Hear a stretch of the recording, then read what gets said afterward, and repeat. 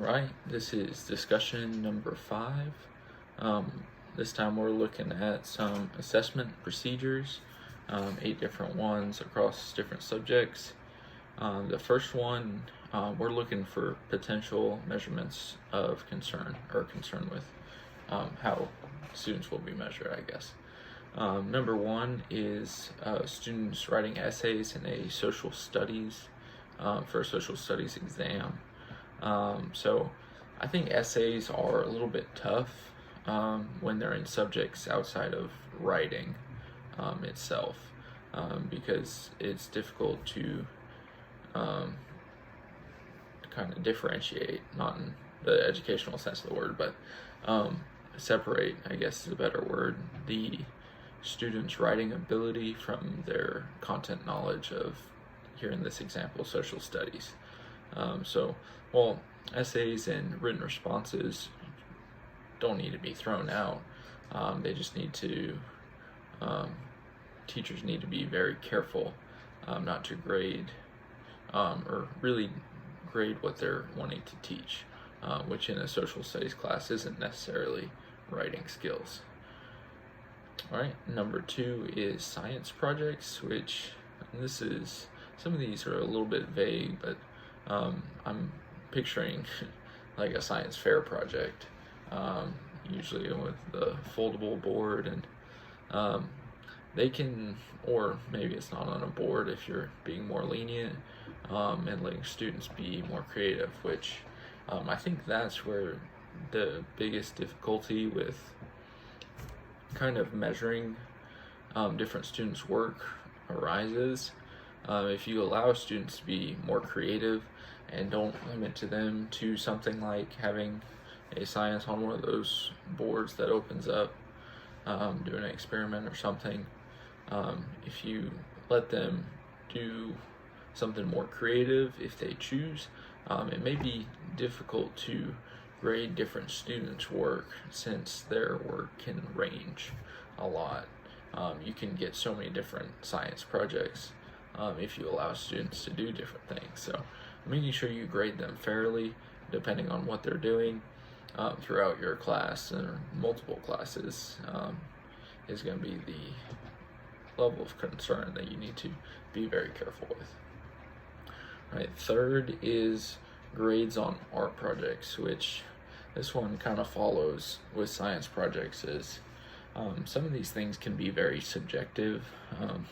Sometimes science projects can be artsy, but with art it is extremely subjective, so you have to be fair and make sure you're not allowing any of your bias towards students to let you just tell them their work wasn't as good as another student, and give them a worse grade, and make sure you outline to students how they can get a good grade on this project.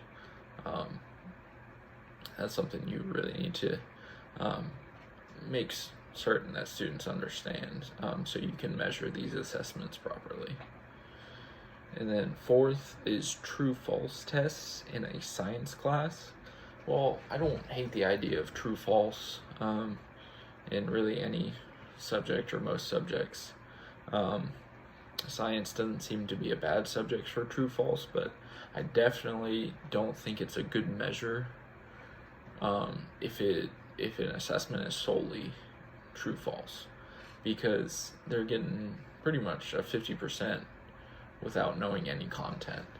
So if a student only knows half the questions and they get half of them right, the other half, they get 50% of those right, they get a 75 on the test, even though they only know half the content.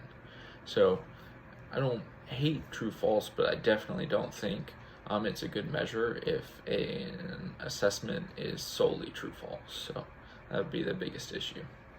And number 5, portfolios in English courses. Portfolios can be a very interesting way of assessing students. I think the biggest issue that comes with portfolios is the factor of time. It's very time consuming for students as well as teachers to grade after the fact, because while each assignment within the portfolio takes student time, and then it takes even more time for it to be put all together, and then like I mentioned, very time consuming for teachers to grade and give good feedback on. So while it's an interesting idea, you definitely have to consider the balance of, is the time worth it, and as far as measuring students, portfolios can vary a lot. So if you are going to do it, I would suggest something very structured and very clear on how it's going to be graded. And then number 6 says mathematics homework problems. Again, some of these are very vague. You can have many different types of math homework. If we're just looking at maybe practice problems, would probably be the most common. I would say the biggest question is probably how you're going to grade it. I know a lot through grade school can be grade school and secondary. I'm talking about K-12. A lot of the time, some math homeworks can be completion grades, while other, usually based off the teacher's discretion, can be graded for correctness, or sometimes a balance between the two I've had. So I think that's one of the big things if we're going to look at measurement. Well, this is saying homework. I assume since we're talking about assessment here, it would be something for a grade, and more than just a completion grade, at least partially graded for correctness. So it's important to factor in when an assignment is given. Sometimes math practice problems are given pre or before a lesson is taught, just as an introductory thing, and then some after. So obviously the ones before, or any sort of pretest or introductory assignment, may have to be graded more leniently or more likely for completion at that point. And then for number 7, a teacher's marks for students' daily participation in class. For this one is very tough because students are so different when it comes to this. Some students love to talk, some students want to never say a word for the entire semester or entire school year.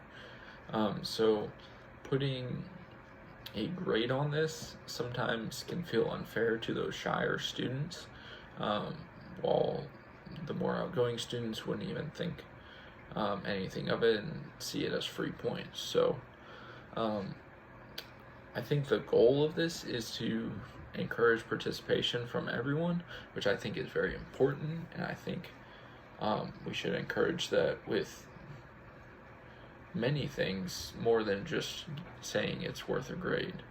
I don't know if saying it's a grade is the best way to encourage participation, and I don't know the best way to measure this. I've had some teachers literally say you have to raise your hand and say something at least this many times a week or something like that.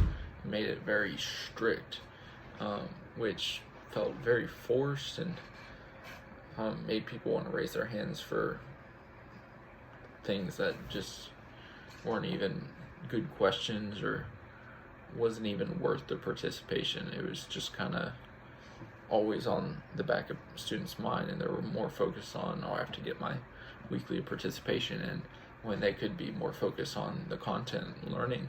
And some students may learn better by just focusing on the instruction versus have that worry in the back of their head throughout the whole class. So that's one thing.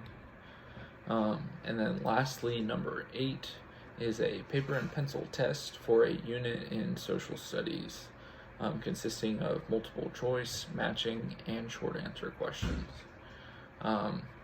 Reading this, my first concern is time, because some classes in whatever grade it may be can get fairly short. So having all three of these assessment types within a single unit assessment could be very time consuming, difficult for students to complete within one class period, time consuming to grade, give feedback for, and then having all three of these on one assessment. With social studies in particular, I don't know if I dislike having a variety like this, but measuring free response or even short answer is something you always have to be careful with, to not grade on a bias, and depending on what students you are grading, if you happen to see their names on the assessment. And then matching and multiple choice are a little bit more straightforward, but again, there's that time factor. All right, and that's going to wrap it up.